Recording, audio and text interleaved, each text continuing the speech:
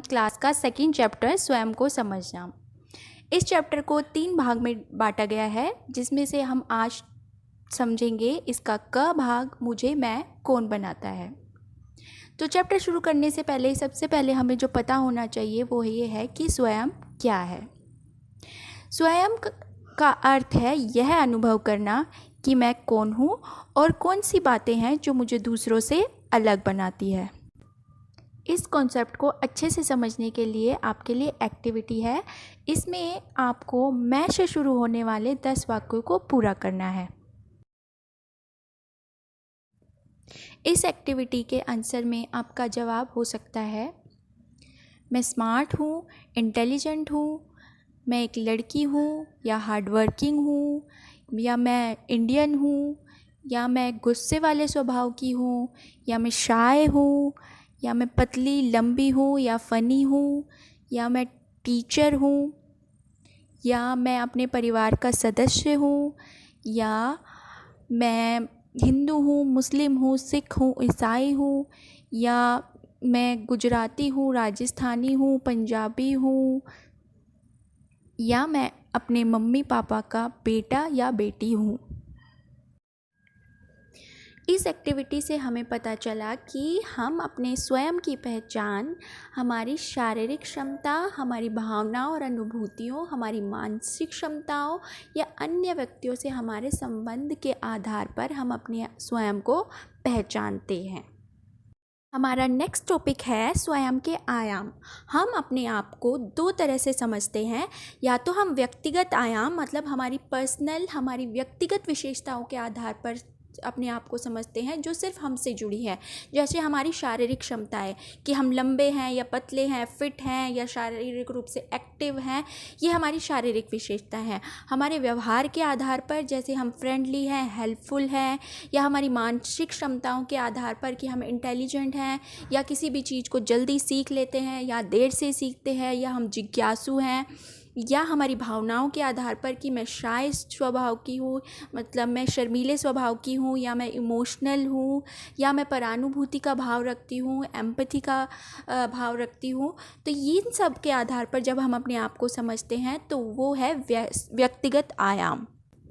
और जब हम अपने आप को दूसरों से जोड़कर समझते हैं, जब हम अपने आप को किसी परिवार से या समुदाय से, जैसे मैं इस परिवार का सदस्य हूँ, या मैं अपने पापा का या मम्मी की बेटी हूँ, ये हमारी पहचान जो है ये हमारी दूसरों से जुड़कर हुई है। या मैं भारत का नागरिक हूँ, या मैं गुजराती हूँ, राजस्थानी हूँ, ये जो हमारी पहचान है वो दूसरों से जुड़कर, दूसरे सदस्य या किसी समुदाय से जुड़कर जो हमारी पहचान होती है उसे हम कहते हैं सामाजिक आयाम। अब हम सोचेंगे कि ये स्वयं को समझने की इच्छा है, जो जिज्ञासा है, वो किस उम्र के व्यक्तियों में सबसे ज़्यादा होती है। तो इसका जवाब है कि किशोरावस्था। किशोरावस्था में किशोर जो है वो अपने आप को कि मैं कौन हूँ, मेरी क्या पहचान है, या मैं अन्य लोगों से कैसे अलग हूँ, ये जानने की जिज्ञासा किशोरों में बहुत अधिक होती है।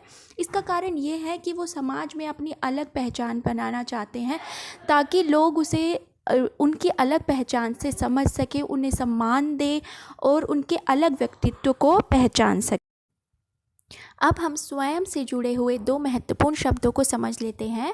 पहला है स्वयं संकल्पना, सेल्फ कॉन्सेप्ट, और दूसरा है स्वाभिमान, सेल्फ एस्टीम। स्वयं संकल्पना एक व्यक्ति का विवरण है। वो उस व्यक्ति के को डिस्क्राइब करता है, उसकी विशेषता, अनुभूति और विचार या क्षमताओं के आधार पर इस प्रश्न का उत्तर देता है कि मैं कौन हूँ। और दूसरा है स्वाभिमान।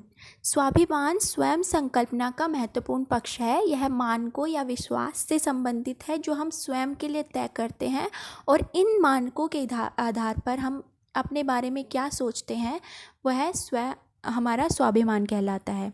जैसे अगर हम इसका एग्जाम्पल लें कि हम अगर कोई काम सोचते हैं कि मैं इस काम को ईमानदारी से करके इसमें सफलता प्राप्त करूंगा, और अगर आप ईमानदारी से काम करके उस काम में सफलता आपको प्राप्त होती है तो आपको उस काम के लिए अपने ऊपर स्वाभिमान होगा, गर्व होगा।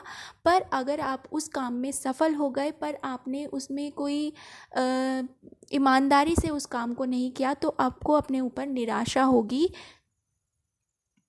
और आपका आत्मसम्मान कम हो जाएगा।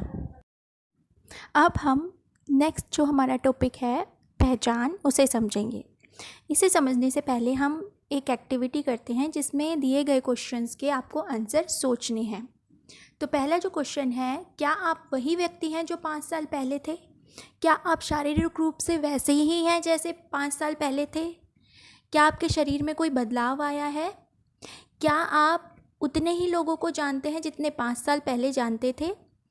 आपके जो बातों को समझने और प्रतिक्रिया करने का, उसको रिस्पॉन्स करने का तरीका क्या वही है या उसमें बदलाव आया है? क्या आपकी पसंद या नापसंद वैसी ही है जैसे 5 साल पहले थी?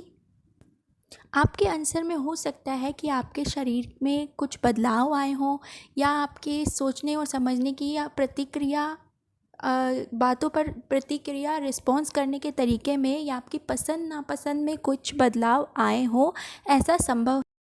इन सब बदलावों के बावजूद हम में कुछ बातें ऐसी होती हैं जो आज भी वैसी ही हैं और वही हमारी समाज में पहचान बनाने में मदद करती है।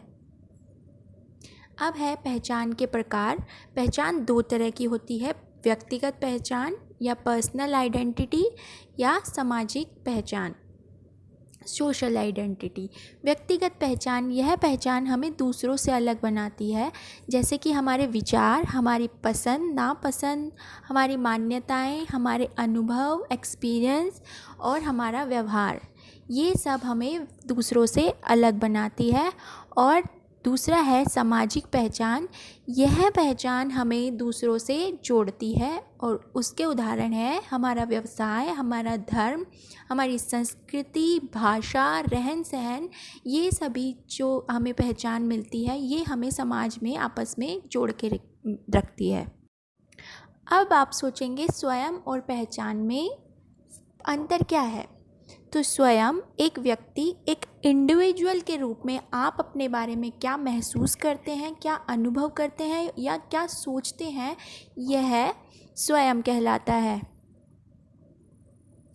और पहचान, जब हम सामाजिक अनुबंध या सामाजिक स्थिति में अपने आप को दूसरों के सामने व्यक्त करते हैं या फिर प्रेजेंट करते हैं, तो वो हमारी पहचान है कि समाज हमें किस रूप में देखता है, किस रूप में पहचानता है, वो हमारी पहचान है।